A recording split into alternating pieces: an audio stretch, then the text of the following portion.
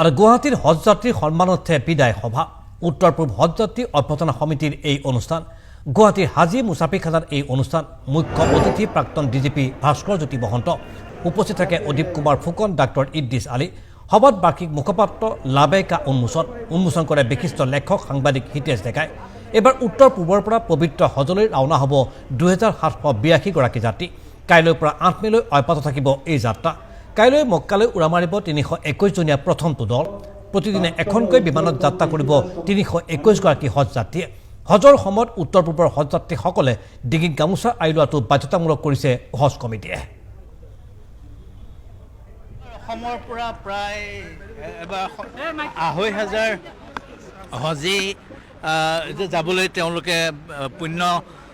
হজ কৰিবৰ কাৰণে যাবলৈ উদ্যত হৈছে কমিটিয়ে আজি ইয়াতে গোট খাইছে হাজী মুছাফিৰখানাত আৰু তেওঁলোকৰ ভিজা পাছপৰ্টকে ধৰি যিখিনি তেওঁলোকৰ SOP সেইখিনি মানি চলিছে চৰকাৰী নিৰ্দেশ অনুসৰি আৰু মই সকলোৱে শুভেচ্ছা জ্ঞাপন কৰিছোঁ যাতে সুকলমে পুণ্য হজ কৰি সকলোৱে নিজৰ মনৰ মতে আল্লাহক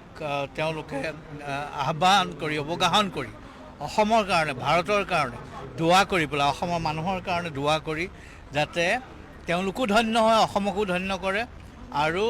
বিশেষকৈ তিৰংগাখন আৰু গামোচাখন ভালকৈ তেওঁলোকে ডিছপ্লে কৰি প্ৰদৰ্শন কৰিলে তেওঁলোকে ভাৰত বা অসমৰ বিশেষ স্থিতিটো দেখুৱাৰেই নহয় তেওঁলোকে তাত ঘটনা কেনেবাকৈ হ'লে হাজাৰ লাখ মানুহ হয় কেতিয়াবা ঘটনা হয় তেতিয়া চিহ্নিতকৰণৰ কাৰণে সুবিধা হয়